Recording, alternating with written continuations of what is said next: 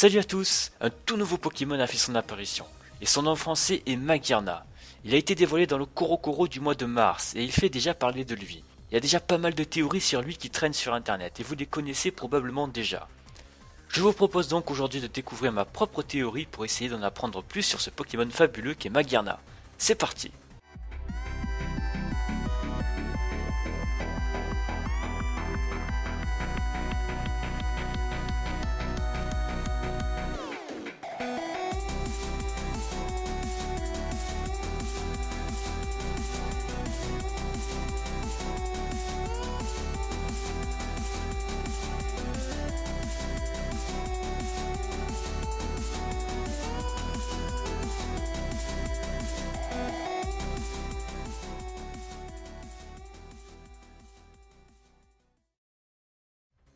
La première chose que l'on remarque avec ce Pokémon, c'est sa ressemblance frappante avec Diancie. Les deux Pokémon ont été révélés à une date quasi similaire.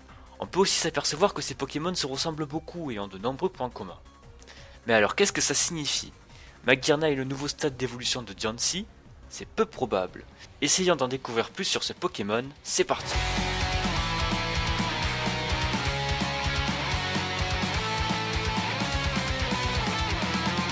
Je sais pas vous, mais moi la première fois que j'ai découvert Magearna, une chose m'a dérangé. Sur son corps en forme de Pokéball, il y a une forme assez étrange. Cette forme est assez familière et on a déjà vu ça quelque part. Et si c'était le logo de la Team Plasma? Regardez, ce logo est exactement le même. Mais que viendrait faire la Team Plasma dans cette histoire?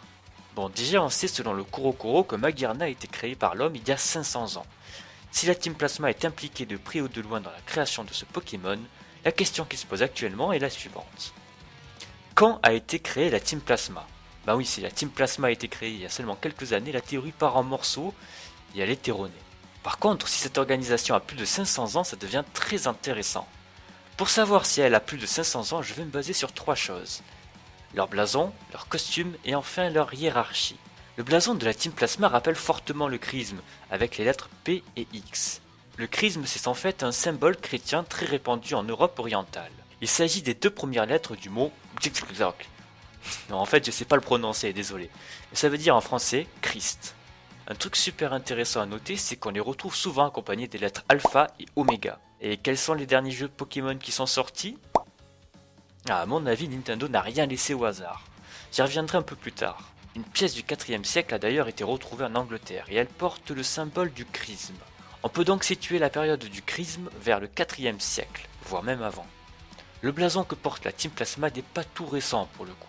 Passons à leurs costumes. Les costumes que porte la Team Plasma ne sont pas vraiment modernes aussi. Leurs tenues ont clairement un style médiéval et cette époque s'étend du 5e siècle jusqu'au 15e. Magearna a été créé il y a 500 ans, donc ça va, on a de la marge. Et enfin je me base sur la hiérarchie de la Team Plasma. Bien qu'assez complexe, la hiérarchie de la Team Plasma dispose d'un roi, de 7 sages, et de pas mal de sbires quand même. Les premiers rois datent du 7e siècle, avec le roi Thierry III. Ça aussi, ça ne date pas d'aujourd'hui. Donc oui, je peux clairement affirmer que la Team Plasma est une très ancienne organisation qui date d'il y a plusieurs siècles. La tenue vestimentaire, les valeurs défendues et la hiérarchie de celle-ci le prouvent. Il est donc très probable que la Team Plasma ait en réalité créé Magearna. Mais pourquoi aurait-il fait ça? En analysant de mon côté Magearna, j'ai trouvé qu'il avait une légère ressemblance avec un certain Genesect. Regardez attentivement les bras, ce sont quasiment les mêmes. De plus, Genesect est lui aussi un Pokémon qui a été modifié par le passé par la Team Plasma pour créer un Pokémon surpuissant. Ça m'étonnerait que ce soit une simple coïncidence. Tous deux sont des Pokémon modifiés par des humains. Magearna, qui était à la base un Diancie, est défini comme un Pokémon fabuleux, comme Genesect. Pour le moment, on ne connaît pas le type de ce Magearna, mais il aura probablement le type acier, comme Genesect. Je pense qu'à ce niveau-là, on a dépassé le stade de la coïncidence. La Team Plasma est liée à Kalos et je pense qu'elle sera de retour dans les prochains jeux Pokémon. De plus, l'écu que porte la Team Plasma est typiquement celui des Français. Et quelle région Pokémon est inspirée de la France? Kalos. Très étrange. Grâce à cette théorie, on apprend donc que c'est la Team Plasma qui est en fait à l'origine de Magearna, et pas AZ comme certains le prétendent.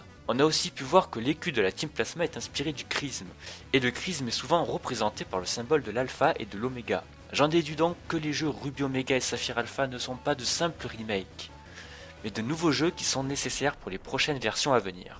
Je sais pas si vous en avez entendu parler, mais apparemment Junichi Masuda était en visite en France du côté de Lyon il y a quelques mois. Lyon étant le sud de la France, il est fort possible que pour les prochains jeux Pokémon, nous soyons de retour à Kalos, et dans le sud cette fois.